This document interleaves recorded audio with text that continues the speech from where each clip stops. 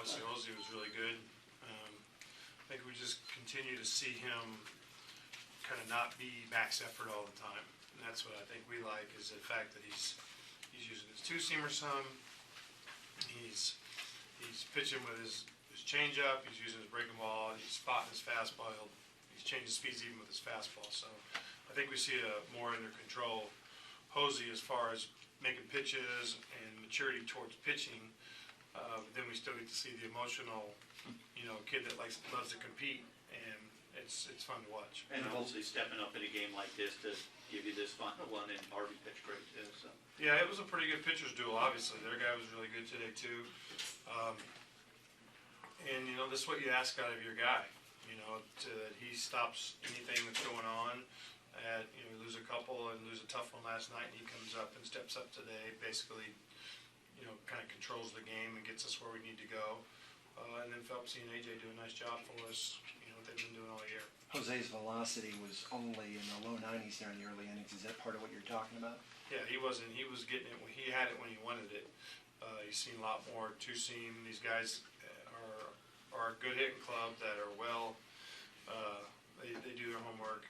Obviously, our team was in the World Series last year, so you got to make pitches, but you can't just keep doing the same things you do all the time with these guys. So he was trying to plead his case to go back out in the 8th. Not really.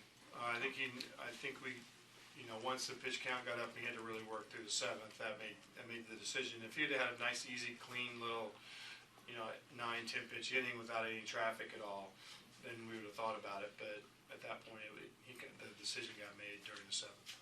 AJ, 18 in a row. I mean, he's coming up big. I mean, what does he kind of mean by that? Well, he's been able to lock it down. It's not always, 1, 2, 3, which you love, because there's a lot of games you don't really want to sit there and have to worry about it. But he's a guy that has a couple of a number of different weapons for a guy, and he doesn't seem to be bothered by anything. And I think that's what you like out of your guy at the end of the game. He's not afraid of anything. Is it obviously you're just 1-0, but is this the type of game if you feel just get ahead, just whoever scores first is?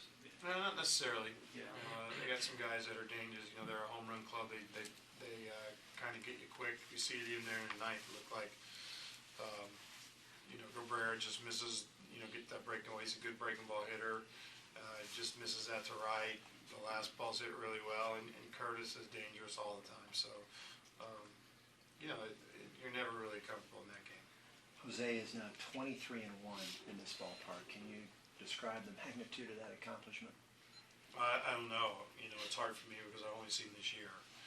Obviously, this year he's been really good. And to be 20, what did you say he was? 23-1. Yeah, anywhere, I guess, in the big leagues, right? If you're 23-1, and anytime you're pitching, you're doing a lot of things right. So it just tells you how good he is. You've managed Kershaw and, now Jose. How different are the two in terms of the energy they bring on the mound? They're a little different. Jose's just more outwardly emotional and energetic during the game. Kershaw's a little more under control. Just kind of stays in his little box. During the game, he stays locked